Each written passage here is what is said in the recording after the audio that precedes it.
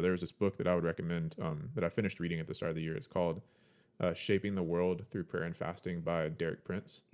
That boy, Derek Prince. There is benefits that the Lord promises to fasting that kind of in this, like they start in verse 8 and then kind of go from there. But like in it, it says your healing, like if you fast in the way that pleases the Lord, your healing shall spring up speedily, however you say that word.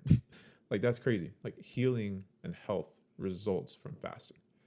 Like there's so many times where how can I say this? Like the ways of our mind and the ways of this world are just like, there's no way that fasting can really be beneficial.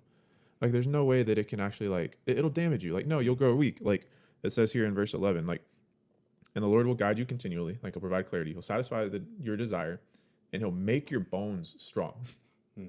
Like he'll bring you physical health and healing, which is like the opposite of what we think would happen.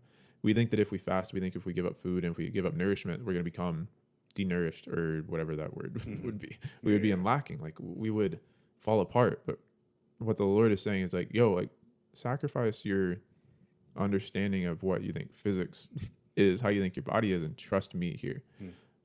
Probably similar, which is why I pointed out Matthew 6 earlier, but similar to an approach to prayer, to where kind of what we're doing in that is we're communicating with the Lord and saying, hey, Lord, I'm giving up this time of me trying to get out there and solve this situation on my own for the sake of coming to you in humility and asking you to do something and fulfill a promise. We're doing the same thing with fasting. We're saying, hey, I'm going to forsake this food because you promised healing and you promised health in this. It's that book made me realize like how much similarity there is between fasting and prayer that I'd like never seen before. That you would allow your promises to be fulfilled through this fast, essentially, you know. So and kind of wrapping the bow on that. In Isaiah 58, like I already talked about health and I talked about healing. There's 3 other promises that the Lord puts in here that are results of fasting that is pleasing to him. He promises his presence, where he says, where's the verse? In verse 9, and you shall call on the Lord, and the Lord will answer. You shall cry, and he will say, here I am. He will give you his presence.